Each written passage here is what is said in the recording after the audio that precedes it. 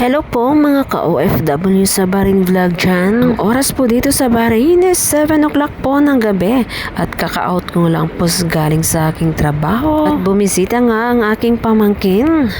Akala ko sino na yung nagdo-doorbell pero nagso-surprise visit po ito lagi. Kaya kami andito ngayon sa Gudaybiyah, Bahrain at nagwa one to. Siya po ay aking pamangkin. Napakarami po niya yung kumain pero hindi po siya tumataba. Siya ay sexy pa din. At kami nga ay naghahanap ng makainan. At dahil sa day off niya ngayon, kaya siya namasyal.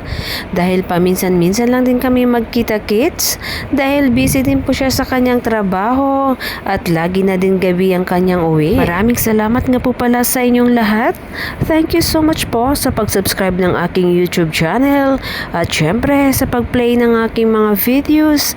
Nang dahil po sa inyong lahat ay na-monetize na po ang aking YouTube. Kaya po ako'y nagpapasalamat sa inyong lahat.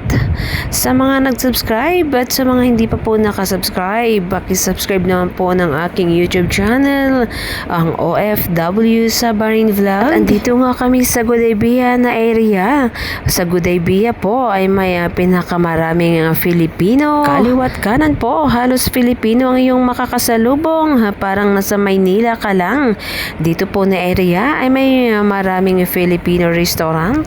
Marami din po ditong tindahan, cold store na mga Filipino products, Filipino food. Kahit ano pa man na galing sa Pilipinas ay halos andito mo din po makikita. Kaya pag dito ka nakatira, feeling mo nasa Pilipinas ka lang. At nang gusto mong kainin ay makikita mo po dito at pwede mo pong kainin. Ito po ang kagandahan dito sa Bahrain. Safe po siya maglakad kahit sa gabi. At pag andito ka nga nakatira, parang nasa Pilipinas ka lang.